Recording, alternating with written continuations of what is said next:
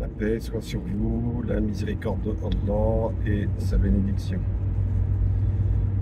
Dans la vie matérielle, à Dunya, on est régulièrement confronté à des examens, mais au sens propre du terme. On va passer un examen de ci, de ça, un diplôme, je ne sais quoi. Bon, je pense qu'on est en période d'examen, le bac, le partiel, tout ça. Certains préparent un master, un doctorat, etc., etc. Et il se trouve qu'on accorde à ces choses une importance qu'on ne devrait pas forcément leur accorder. Parce que, est-ce que l'enjeu, il est vraiment dans la réussite de ces choses? Puisqu'on va raisonner en termes de réussite, on passe des diplômes, des examens, des concours, et on pense à réussir. Alors, oui, c'est bien de réussir. Il faut faire les courses pour réussir ces choses-là. Il faut bosser. Mais on sait que le succès incombe à Allah. C'est Allah qui décide ou non de nous accorder le succès dans les diplômes, les concours, les examens qu'on va passer. Et le vrai succès résidera non pas dans le fait de réussir ou pas à ces choses-là, parce qu'il se peut qu'on rate, il se peut qu'on se plante, il se peut qu'on se ramasse. Et le vrai succès,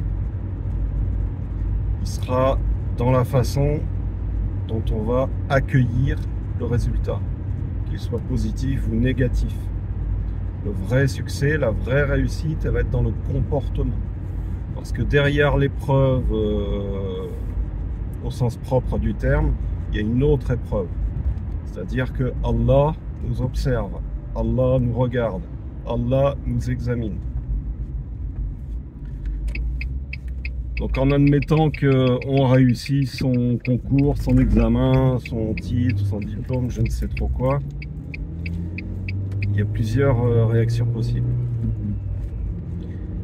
Soit on va se gonfler d'orgueil, on va se dire je suis le meilleur, j'ai réussi, c'est grâce à moi,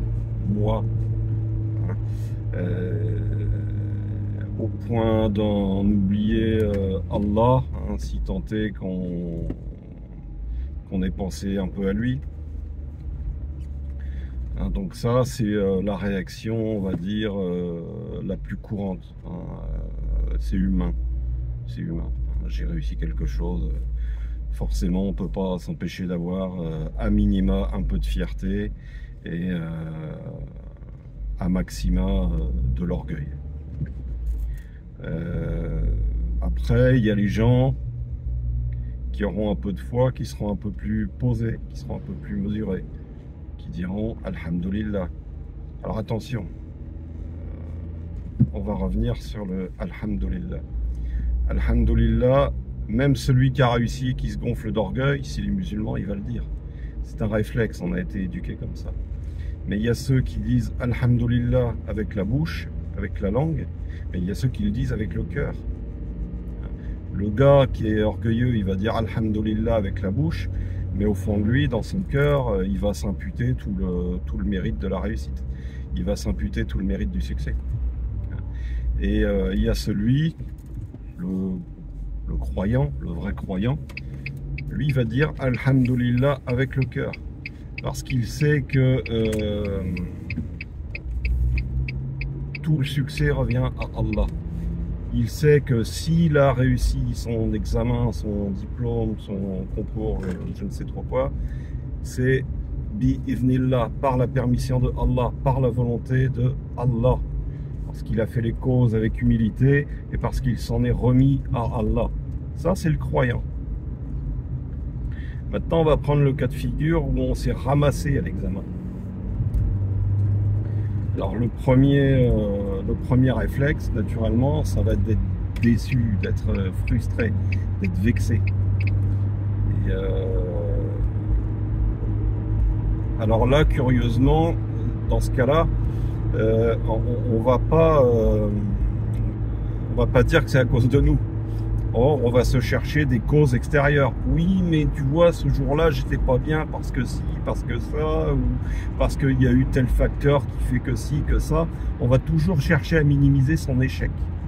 On va jamais chercher à se remettre en question et à voir en quoi nous, on a pu défaillir pour arriver à cet échec. Parce que forcément, l'échec, il y a une part de responsabilité personnelle. Hein. On attribue le bien à Allah, on attribue le mal à soi-même. C'est adab. Hein. Voilà. Donc quand on se plante un examen, un concours, un diplôme, il faut chercher où on a péché, où on a failli, et puis il faut voir la chose avec humilité, quoi. Hein. Donc il y a celui-là qui va être frustré, qui va être déçu, qui va être vexé, qui va se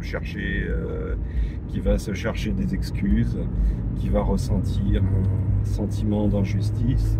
Et ce sentiment d'injustice, vers qui il est dirigé? Vers Allah. Parce que qui écrit le destin? Qui décide de tout?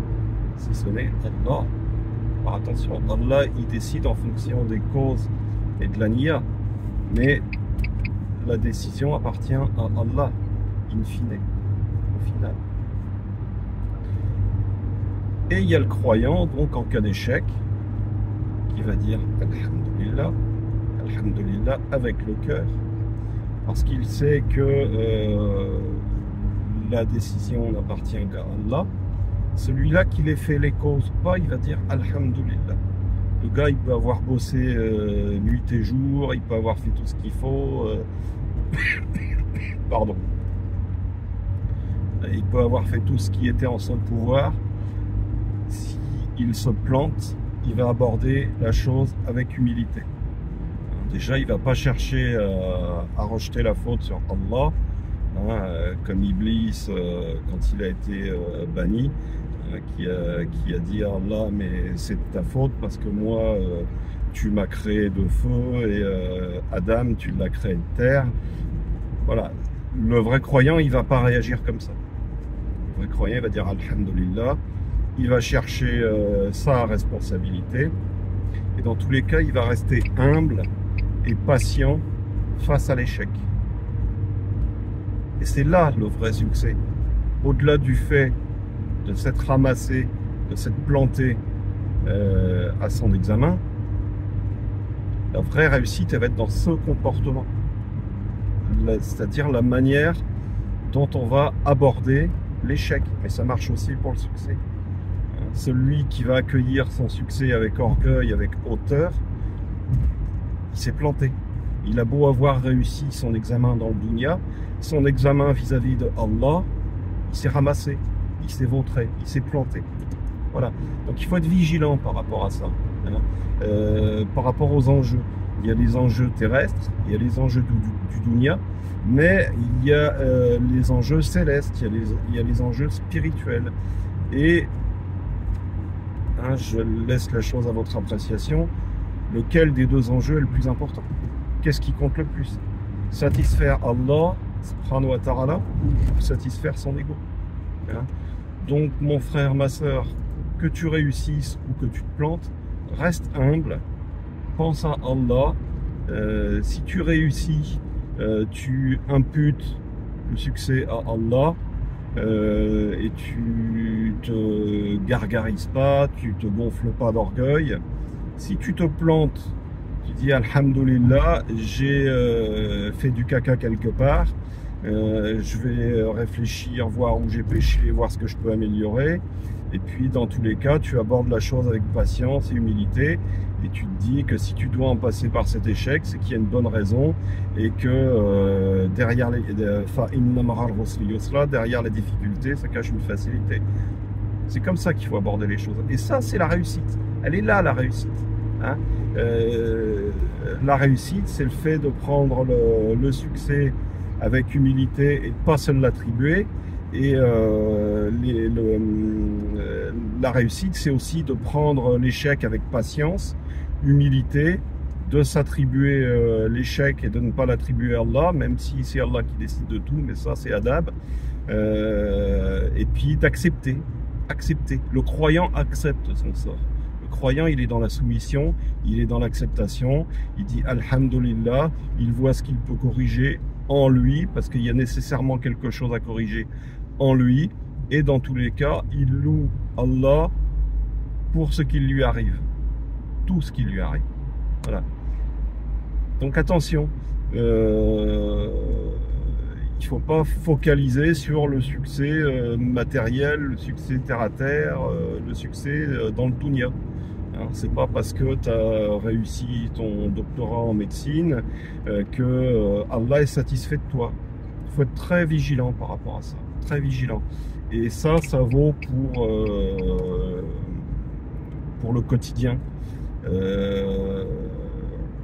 Le succès, la réussite, ce qu'on appelle la réussite dans le dîn, dans la foi, dans la religion, c'est arriver à atteindre un degré, ce degré d'excellence dans le comportement, ce degré d'humilité, de patience, de satisfaction du décret de Allah.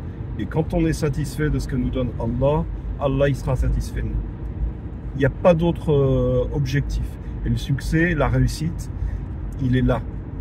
C'est pas dans le fait de réussir ces concours, ces machins. Si tu les réussis, tant mieux.